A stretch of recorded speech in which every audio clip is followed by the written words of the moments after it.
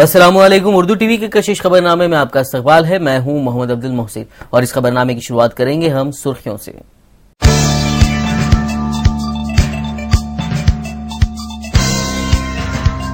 हिंदूपुर में जलसे आम से राहुल गांधी ने किया खिताब, किए कई वादे। कहा खुसूसी रियायतें और सनतों के क़याम के जरिए इलाके को दी जाएगी जबरदस्त तरक्की।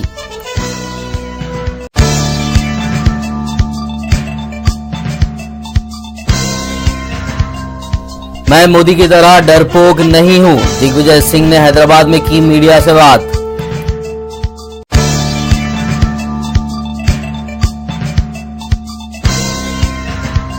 नरेंद्र मोदी का दौरा सीमांध्रा, इंतखाबी जलसे से किया खिताब, कांग्रेस और वाईएसआर पार्टी पर की तनकीद।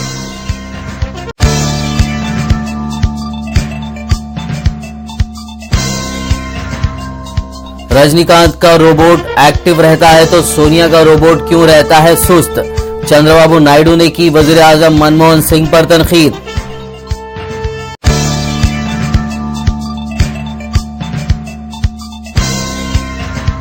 चेन्नई सेंट्रल रेलवे पर गुवाहाटी बेंगलुरु एक्सप्रेस में हुए 2 बम धमाके। धमाकों में गुवाहाटी की एक खातून हुई हलाक, दीगर कई अफराद हुए जख्मी।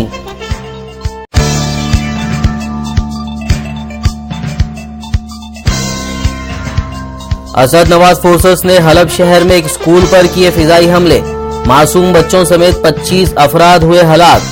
अरब ममालिक अब भी बने हुए हैं खामोश तमाशबीन।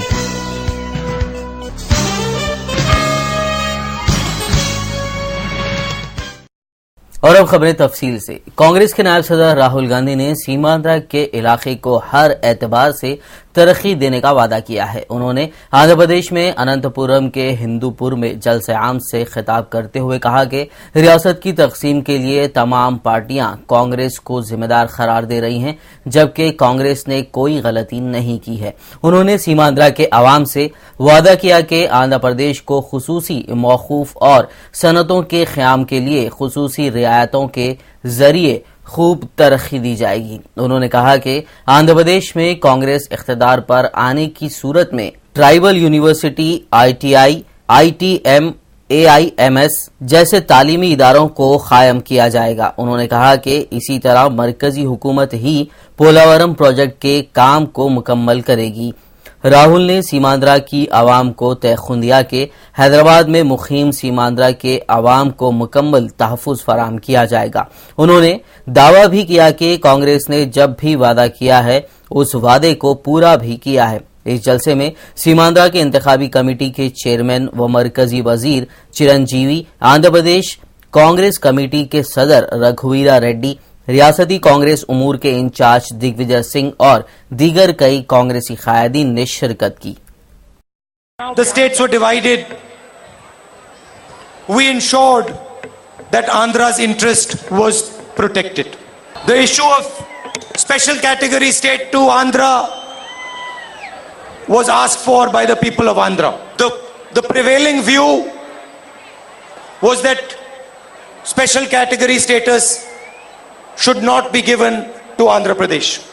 The Congress President, Sonia Gandhi ji, the Prime Minister, myself and other senior leaders of the Congress Party insisted that Andhra should get special status, that your state got special status. Andhra has had a very old and strong relationship with my family, in particular my grandmother Indira Gandhi ji. Simandra has the most entrepreneurial people in this. रियासती कांग्रेस उमूर के in charge और Congress general secretary Digvijay Singh ने जुमेरात को हैदराबाद में तेलंगाना की आवाम को इंतखाबात में शरा वोटिंग पर मुबारकबाद दी।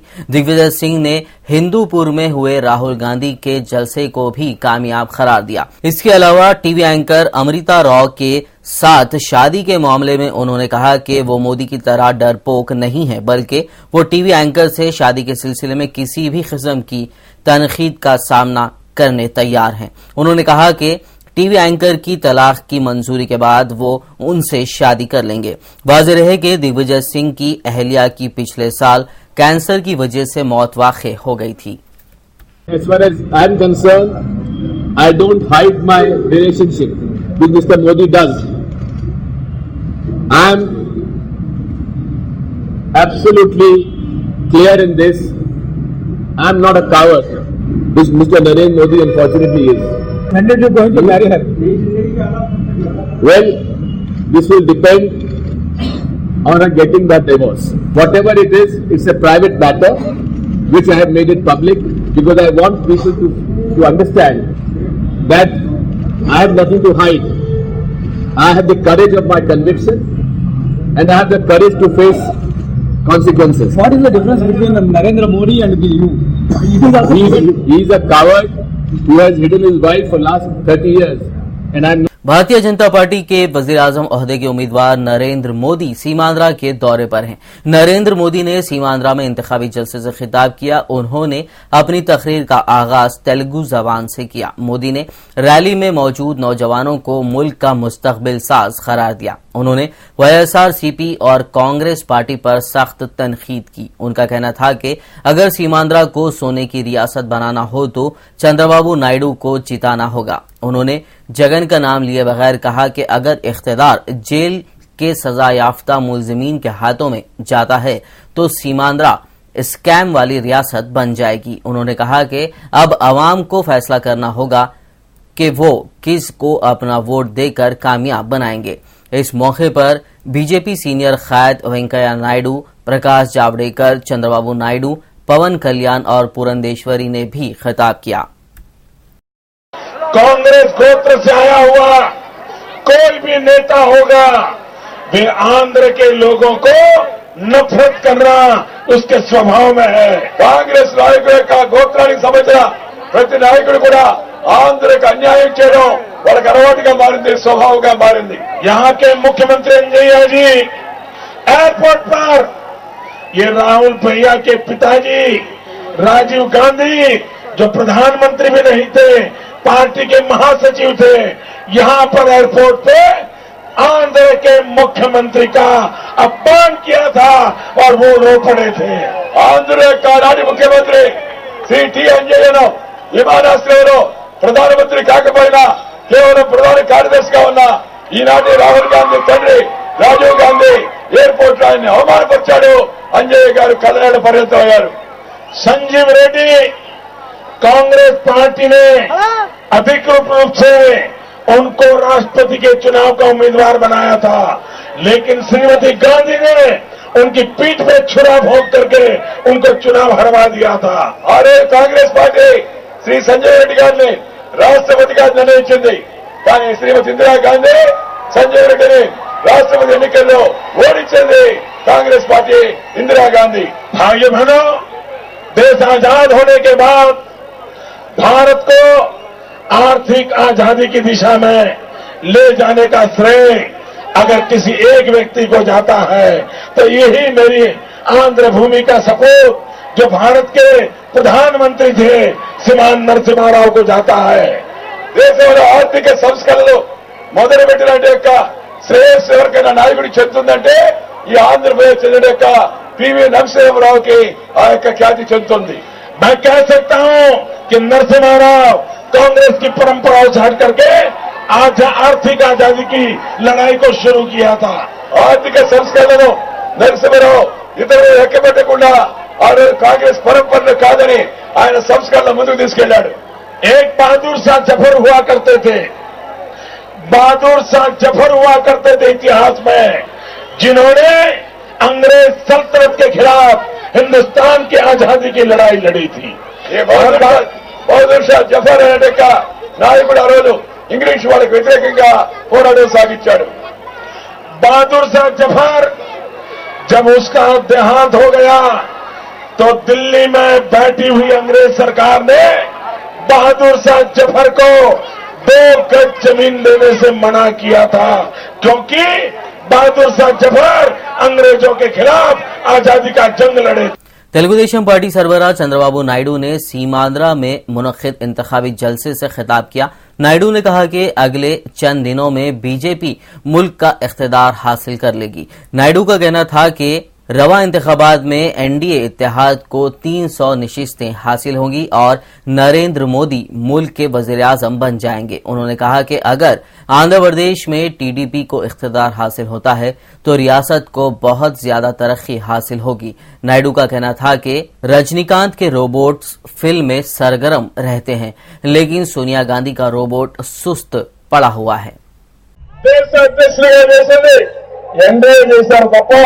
కాంగ్రెస్ దొంగలు చేయలేని చెప్పి కూడా నేను మీకు తెలియజేస్తున్నాను. మిగిలిన 17 నియోజకవర్గాల్లో తెలుగుదేశం పార్టీ అభ్యర్థులు ఉన్నారు. ఈ అభ్యర్థుల కొరకు ఒక చారిత్రక అవసరం, మళ్లీ రాష్ట్ర భవిష్యత్తు కోసం, దేశ భవిష్యత్తు కోసం అందరూ సైకిల్ వ్యక్తికి కమల పెట్టుకోవాల్సిందిగా మరొకసారి కోరుకుంటూ, ఒక అవినీతి పరుణ్ణి, ఈ రాష్ట్రానికి అన్యాయం చేసిన వ్యక్తిని, సీమాంధ్రకు ద్రోహం చేసిన వ్యక్తిని రేపు ఓటేసినా కాంగ్రెస్ పార్టీ ఓటేసినట్టు అవుతుంది. ఏ ఒక్కరూ లేకుండా రాష్ట్రాన్ని కాపాడమని, భావితరాల భవిష్యత్తుకు మద్దతు పడమని మరొకసారి కోరుకుంటూ అందరికీ నమస్కారాలు. జై హింద్. जनसेना पार्टी के सरबराह और टॉलीवुड फिल्म अदाकार पवन कल्याण ने टीआरएस सरबराह केसीआर पर शदीद तनकीद की है। पवन कल्याण ने कहा कि वो सीमांध्रा अवाम के लिए एनडीए और बीजेपी के साथ इत्तेहाद किया है।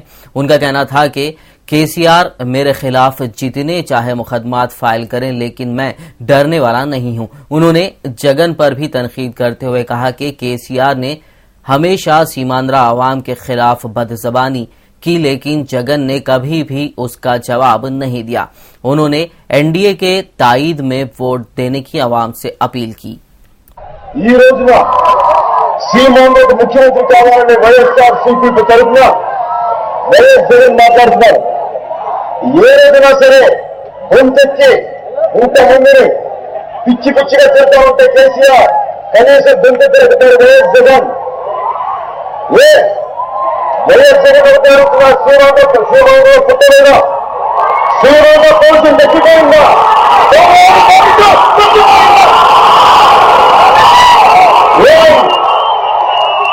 సీమాంధ్ర ప్రాంత ఆత్మగౌరవం కాపాడలేని వాడు ఈ సీమాంధ్రకి ముఖ్యమంత్రి కాలేడు. ముఖ్యమంత్రి కావాలని ఈ రోజు దాకా నేను పార్టీ పెట్టి 50 రోజులు అయింది. 50 రోజుల్లో నేను చెప్పి టీఆర్ఎస్ నాయకుడికి ఎదిరెళ్ళాను. మాకు లేని భయం మీకేంటి? మీకు ఉన్నారు కదా, పోతారా? ఏం భయం? భయం కాదు, వారిద్దరి మధ్య అన్నదమ్ములు అనుకుంది. వారికి భారత్లో అన్నదమ్ములు అనుకుందాం. ఇద్దరికి ఎలా ఉంటుందంటే ఒకరినొకరు తిట్టుకోరు, చాలా మంచివాళ్ళు. నేను గర్వపాటు చూస్తాను. నాకు తెలుగుదేశం పార్టీ మిగతా పార్టీ అంటే నాకు వాళ్ళ బంధువులు కాదు, నా అన్నదమ్ములు కాదు. కానీ చూస్తున్నా పదే పదే ఎప్పుడు కూడా చంద్రబాబు ఎప్పుడు పెట్టారే ఉంటారు, కానీ కేసీఆర్ నుంచి మాట రాదు. అస్సలు పలుకు అస్సలు ఒక అక్షరం ముక్క రాదు. నాకు అర్థమైంది కాదు ముందు తిట్టినది. ఆ తర్వాత చూస్తే ఉంటే నాకు అర్థమైంది వాళ్ళిద్దరు భాగస్వామి. నాణానికి 2 వైపులు వాడిద్దరు. ఒకళ్ళు తెలంగాణను పనిచేస్తున్నారు, ఇంకొకరు శ్రీలంకను పనిచేసుకోవాలనుకున్నారు. साबिक मरकजी वजीर पुरंदेश्वरी इन दिनों शदीद बहरान में हैं। पुरंदेश्वरी को बीजेपी तेलुगु देशम के इत्तेहाद के जरिए राजमपेट हलके पार्लियामेंट से उम्मीदवार बनाया गया, लेकिन इस हलके में उनका कोई खास असर नहीं पाया जा रहा है। पिछले चंद दिन से राजमपेट में इंतखाबी तशहीर के दौरान अपने आप को आनजहानी एनटी रामाराव की दुख्तर कहते हुए इंतखाबी तशहीर में मसरूफ रहने के बावजूद मुकामी आवाम की जानिब से उनको खास ताउन नहीं मिल पा रहा है।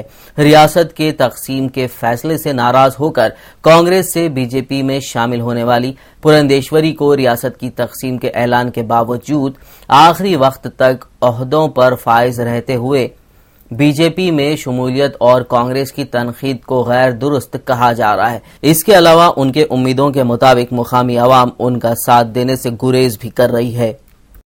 टीआरएस कायद के केशव राव ने इंतखाबात के लिए फूल प्रूफ सिस्टम की जरूरत पर जोर दिया है। उन्होंने कहा कि इलेक्शन के दिन वोटरों को हक राय दही के इस्तेमाल के लिए दुश्वारियों का सामना करना पड़ा। अगरचे इंतखाबात से कबल बड़े बड़े दावे किए गए थे, केशव राव ने कहा कि उन्होंने उनके सियासी करियर में वोटिंग के लिए इतनी बड़ी रकम की मुंतकिली पहले कभी नहीं देखी। उनका कहना था कि जितनी रकम पकड़ी गई है इस पर खुश होने के बजाय हक़ाइक़ मालूम करने पर जोर दिया जाना चाहिए। उन्होंने इलेक्शन कमीशन को सीबीआई की तरह काम करने पर जोर दिया है। ఒక న్యూ మెకానిజం కావాలా। ఈసారి చాలా ప్రయత్నాలు చేశారు, ముందే చెప్పేమన్నారు, మరి ఆన్లైన్లో దొరుకుతుందని చెప్పారు, ఫోన్లు కూడా ఇచ్చారు. ఎన్ని పెట్టినప్పటికీ వేల మంది, మీకు తెలుసు, మనం ప్రెస్ వాళ్ళని చూస్తున్నాము, పొలిటికల్ చూస్తున్నాము, వస్తూ ఉంది. సో ఉత్తరం అని చెప్పి ఎప్పుడు కంప్లైంట్ చేసుకుంటే లాభం లేదు, కానీ some full proof mechanism has to be in place. దాన్ని ఎంత త్వరగా చేయగలుగుతుందో మంచిది. లేకపోతే ఒక ఓటరు, ఒక సిటిజన్ తన ఓటు వేయడానికి హక్కు లేదు అంటే అంతకన్నా శోచనీయ సంఘటన ఉండదు. అది చేయాలనుకుంటా ఉన్నాను. ఈసారి ఈ ఎలక్షన్లో రెండు మాటలు చెప్పాలంటే, ఈసారి ఏ తీరుగా డబ్బు మరి మద్యం ప్రవహించిందో, ఇంతకుముందు ఎలక్షన్స్లో నేను ఒక 60 ఏళ్ళు నేను చూస్తాను ఎలక్షన్స్, కానీ ఇంత పెద్ద తీరులో వచ్చేట్లేదు. మేము చూసుకుంటూ ఊరుకుంటా ఉన్నాం, రిపోర్ట్ చేసేసుకొని ఏదో 123 crores పట్టుబట్టాం, 2.5 crores ఒక కార్లో దొరికిపోయింది, ఇవన్నీ చెప్పి సంతోషపడుతున్నామా, లేకపోతే అక్కడనే కాంప్లిసిట్ అయిపోతా ఉన్నాం. మనం ఎలక్ట్రల్ రిఫార్మ్స్ కావాలని కోరుకుంటే చాలా స్ట్రిక్ట్గా ఈ విషయాలు తీసుకోవాల్సి వస్తూ ఉంటుంది. దీనికి ఫ్యూచర్ కోర్స్ ఆఫ్ యాక్షన్ లేకుండా ఆ నేను వచ్చేసి ఎండ్ చేసి ఇది లా లోపల లేదు, యాక్ట్ లోపల లేదు, ఎవరంటే మనం చెప్పగలరు, that is entire different thing అని చెప్పడానికి వీలు లేదనుకుంటా ఉన్నాను. నేను ఎందుకంటే అన్నిటికంటే heinous crime, the most serious crime ఏదైనా ఉందంటే ఎలక్షన్లో చేసిన గందరగోళాలు, అవినీతికే ఉంది. आज दुनिया भर में यकुम मई को यौम मजदूरा मनाया जा रहा है। यौम मजदूरा की वजह से सरकारी और गैर सरकारी दफातर बंद रहे, बाजार और दुकानात भी बंद थे। यौम मजदूरा की शुरुआत 1885 में अमेरिकी रियासत शिकागो में हुई। उस दिन मजदूरों ने अपने हक के लिए आवाज उठाई थी, जो हर यकुम मई को सुनाई देती है। आज शहर के मुख्तलिफ दफातर और चौराहों पर परचम कुशाई अमल में लाई गई और मजदूर यूनियनों ने जगह जगह रैलियों और मुख्तलिफ प्रोग्रामों का इनेकाद अमल में लाया।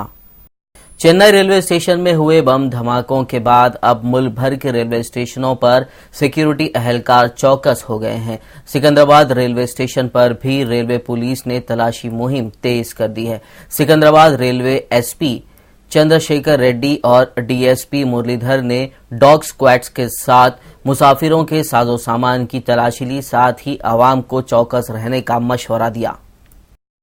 रेतीबोली नानानगर चौराहे पर वाक़े नाबीना अफराद के हॉस्टल में खराब खाने से परेशान अफराद ने बावर्ची को कमरे में बंद कर दिया।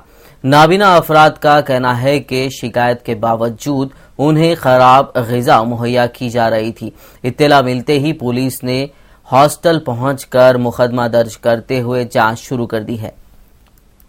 नाज़रीन, कौमी और बैनुल अक़वामी खबरों के लिए चलते हैं फरहाद के पास।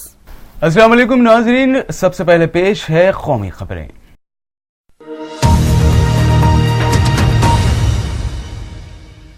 चेन्नई सेंट्रल रेलवे स्टेशन पर जुमेरात की सुबह गुवाहाटी बेंगलोर एक्सप्रेस के 2 डब्बों में हुए 2 बम धमाकों में आंध्र प्रदेश के इलाके गुंटूर की रहने वाली एक खातून की मौत हो गई है, जबकि दीगर कई अफराद जख्मी भी हुए हैं।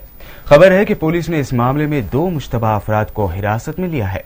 साउथ रेलवे के जनरल मैनेजर राकेश मारिया ने बताया कि ट्रेन के प्लेटफॉर्म नंबर 5 पर पहुंचने के बाद इसके S4 और S5 स्लीपर कोच में आज सुबह करीब 7:45 पर कम शिद्दत के 2 बम धमाके हुए। धमाके में गुंटूर जा रही 22 साला स्वाति नामी खातून मुसाफिर की मौत हो गई है। मिश्रा ने मजीद बताया कि 7 लोग इस धमाके में जख्मी भी हुए हैं। जख्मियों को राजीव गांधी जनरल अस्पताल में दाखिल कराया गया है। धमाके के फौरन बाद सिक्योरिटी एहलकारों ने प्लेटफॉर्म और स्टेशन को घेरते हुए दीगर तमाम ट्रेनों में जबरदस्त तलाशी मुहिम शुरू की। पुलिस ने बताया कि वो धमाके की वजूहात और उसके लिए इस्तेमाल किए गए सामान की जांच कर रही है। धमाके के सिलसिले में एक आईनी शाहिद का कहना है कि इसने कुछ लोगों को ट्रेन से दूर भागते देखा था, जिसके बाद उन्हें अंदेशा हो गया था कि कुछ गड़बड़ है।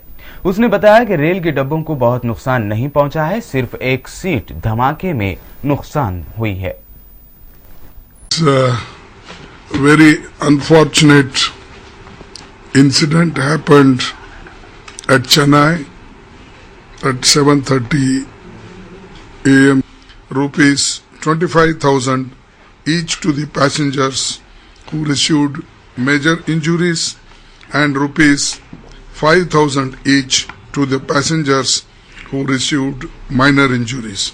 Further, whatever the treatment should be given, that will also be given. Already my general manager and others are visiting. Today I am going to New Delhi for cabinet meeting. So my people are at job, and I have already informed Chairman Railway Board and also one of the expert from New Delhi will also visit to Chennai, and they will find out the reason, and our people are taking quick action and also relief works, and I think that within a short time. Congress उम्मीदवारों की तशहीर के लिए इस वक्त हिमाचल प्रदेश में मौजूद वजीर दाखिला सुशील कुमार शिंदे ने कहा कि उन्होंने अपने अहलकारों को हिदायत की है कि वो रियासती हुकूमत को हर मुमकिन मदद मुहैया कराएं। शिंदे ने धमाकों पर कहा कि एनएसजी और धमाका खेज मवाद के माहिरीन की एक टीम चेन्नई भेजे जाने का इम्कान है जो तहकीकात में मदद करेगी। खबर यह भी है कि इन धमाकों की जांच एसआईटी के सुपुर्द कर दी गई है। तमिलनाडु के वजीर आला जयललिता ने जुमेरात को चेन्नई रेलवे स्टेशन पर बेंगलोर गुवाहाटी ट्रेन के 2 डब्बों में हुए 2 सिलसिलेवार बम धमाकों की मजम्मत की है। जयललिता ने धमाकों में एक लड़की की मौत और कई मुसाफिरों के जख्मी हो जाने पर अफसोस जाहिर किया है। एक बयान में जयललिता ने कहा कि वो चेन्नई सेंट्रल स्टेशन पर खड़ी बेंगलोर गुवाहाटी ट्रेन के 2 डब्बों में हुए 2 बम धमाकों में एक मुसाफिर की मौत और कई के जख्मी हो जाने से नाराज हैं। जयललिता ने रियासती पुलिस को रेलवे पुलिस के साथ मिलकर मामले की तफ्तीश करने और कसूरवारों के खिलाफ कार्रवाई करने का हुक्म दिया है। जयललिता ने 2 बम धमाकों के मामले की सेबी सीआईडी से जांच कराने का हुक्म भी दे दिया है। इसके अलावा तमिलनाडु की वजीर आला जयललिता ने महलूक खातून के अहल खाना को 1 लाख, शदीद जख्मी मुसाफिरों को 50,000 और दीगर जख्मियों को 25,000 रुपए की माली मदद देने का ऐलान भी किया है। उन्होंने लोगों से दहशतजदा न होने की अपील करते हुए कहा कि सिक्योरिटी के लिए काफी इक़दाम किए जा रहे हैं। इस दरमियान चेन्नई में होने वाले दोनों बम धमाकों की वजीर आजम मनमोहन सिंह ने सख्त अल्फाज में मजम्मत करते हुए उसे बौखलाहट भरी बुज़दिलाना कार्रवाई बताया है। वजीर आजम के दफ्तर से जारी एक बयान में डॉक्टर सिंह ने कहा कि इस वाक़े के लिए जिम्मेदार लोगों को कानून के कटहरे में लाने के लिए कोई कसर नहीं छोड़ी जाएगी। उन्होंने तमिलनाडु हुकूमत को यकीन दिलाया कि मरकजी हुकूमत इस काम में उनकी पूरी मदद करेगी। मनमोहन सिंह ने वाक़े में हुए जानी नुकसान पर दुख जाहिर करते हुए हलाक होने वालों के खानदान को यकीन दिलाया कि दुख की इस घड़ी में हुकूमत और पूरा मुल्क उनके साथ है। तमिलनाडु के गवर्नर के रोशैया ने भी इन धमाकों पर गहरा अफसोस जाहिर किया है। अपने ताज़ियती पैगाम में गवर्नर रोशैया ने कहा कि इस हादसे में वो बेहद सदमा है और मारी गई खातून के खानदान के तय अपनी हमदर्दी का इजहार करते हैं और जख्मियों के जल्द सेहतमंद होने की दुआ भी करते हैं। आम आदमी पार्टी के कन्वीनर अरविंद केजरीवाल ने कहा कि उन्हें पूरा यकीन है कि वो वाराणसी से जीत जाएंगे। केजरीवाल ने कहा कि आम आदमी पार्टी की मकबूलियत से बीजेपी में काफी मायूसी फैली हुई है। उन्होंने कहा कि पिछले चंद दिनों से बीजेपी अपने गुंडों से पार्टी के कारकुनों और खुद उन पर हमला करवा रही है। केजरीवाल ने कहा कि वो कांग्रेस और बीजेपी को शिकस्त देंगे और आम आदमी पार्टी की ही जीत होगी। उन्होंने मजीद कहा कि वो दाएं और बाएं पर यकीन नहीं बल्कि सिर्फ अमल पर ही यकीन रखते हैं। नाज़रीन, आइए अब देखते हैं अहम बैनुल अक़वामी खबरें। ब्रुनाई में शरई फौजदारी क़वानीन के पहले मरहले का निफाज हो गया है। पहले मरहले में जुमे की नमाज अदा न करने, बगैर शादी के हमल ठहरने और गैर शाइस्ता रवैये अपनाने पर जुर्माने और कैद की सजा सुनाई जा सकेगी। अगले 2 बरसों के दौरान कोड़ों और संसारी जैसी सजाओं का निफाज किया जाएगा। ब्रुनाई में शरई फौजदारी क़वानीन नाफिज करने का ऐलान सुल्तान हसन अल बुल्किया ने किया था। इख्वानुल मुस्लिमून के मुर्शद आम मोहम्मद बदी ने उनके साथ साथ 683 दीगर इख्वानियों को अदालत की तरफ से सुनाई गई सजा पर शदीद तनकीद करते हुए कहा कि इस्लाम पसंद मुंतखब सदर मोहम्मद मुर्सी को बरतरफ करवाने वाले शिकस्त खाएंगे। मोहम्मद बदी ने यह तबसरा अदालत की तरफ से सुनाई गई सजा पर उस वक्त किया जब उन्हें एक और मुकदमे की समाअत के मौके पर अदालत में पेश किया गया था। मोहम्मद बदी को बुध के रोज भी आहनी पिंजरे में बंद करके अदालत में पेश किया गया था। मोहम्मद मुर्सी 3 जुलाई 2013 से कैद में हैं, जबकि मोहम्मद बदी 14 अगस्त 2013 को सिक्योरिटी फोर्सेस के क्रैकडाउन के दौरान अपने जवां साल बेटे की हलाकत के बाद हिरासत में लिए गए थे। शामी सदर बशार उल असद की वफादार फौज ने शुमाली शहर हलब में एक स्कूल पर फिजाई हमला किया है, जिसके नतीजे में बच्चों समेत 25 अफराद हलाक हो गए हैं।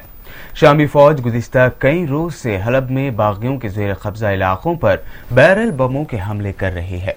शहर के इलाके अंसारी में वाक़े ऐन जालोत स्कूल पर बमबारी भी इस सिलसिले की कड़ी है। असद मुखालिफ कारकुनान ने इस हमले के बाद तस्वीर और वीडियो फुटेज जारी की है, जिसमें जमातों के कमरे मलबे का ढेर बन चुके हैं और बरामदी की दीवारों पर भी खून लगा हुआ है। वीडियो फुटेज में 10 से 15 बच्चों की नाशें फर्श पर बिखरी हुई दिखाई दे रही हैं। सऊदी अरब के कायम मुकाम वजीर सेहत आदिल बिन मोहम्मद फखी ने शहरियों को खबरदार किया है कि ऊंट से बनी मसनूआत और अशिया के इस्तेमाल से दूर रहें। आदिल बिन मोहम्मद फखी के मुताबिक माहिरीन सेहत ने कहा है कि अरबों की रिवायती और पसंदीदा सवारी ऊंट अरब दुनिया में फैली बीमारी मर्ज के अंडों और बच्चों की पैदाइश का ठिकाना बन सकते हैं। बिन फखी ने सऊदी शहरियों को यह हिदायत सेहत के आलमी इदारे, गैर मुल्की माहिरीन सेहत और मुल्क के मुमताज डॉक्टरों के साथ बातचीत के बाद की है। यूक्रेन ने रूस के मुमकिना हमले के पेश नजर फौज को जंग के लिए मुकम्मल तौर पर तैयार रहने का हुक्म दे दिया है। वहीं खबर यह भी है कि रूस फिलहाल यूक्रेन बहरान के हल के लिए बातचीत करने पर आमादा भी हो गया है।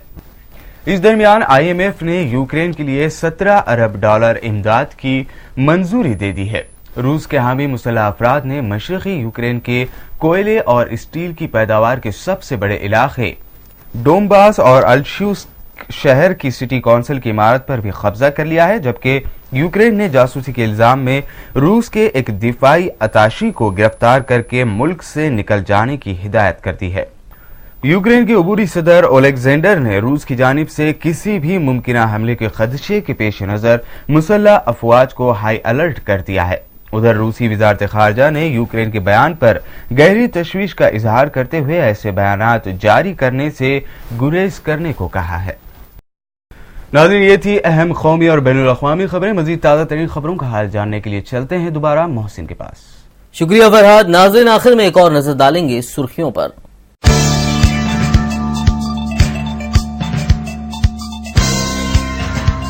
हिंदूपुर में जलसे आम से राहुल गांधी ने किया खिताब, किए कई वादे। कहा खुसूसी रियायतें और सनतों के क़याम के जरिए इलाके को दी जाएगी जबरदस्त तरक्की।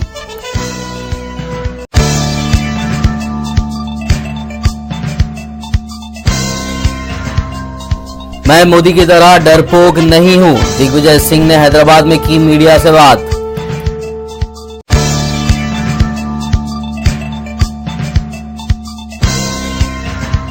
नरेंद्र मोदी का दौरा सीमांध्रा इंतखाबी जलसे से किया खिताब, कांग्रेस और वाईएसआर पार्टी पर की तनकीद।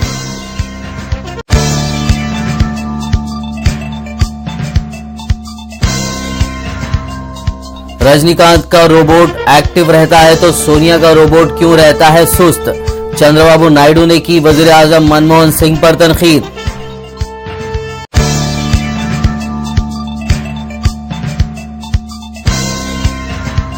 चेन्नई सेंट्रल रेलवे पर गुवाहाटी बेंगलुरु एक्सप्रेस में हुए 2 बम धमाके।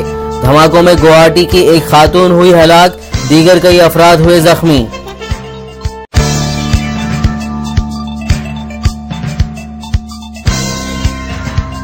असद नवाज फोर्सेस ने हलब शहर में एक स्कूल पर किए फिजाई हमले, मासूम बच्चों समेत 25 अफराद हुए हलाक। अरब ममालिक अब भी बने हुए हैं खामोश तमाशबीन।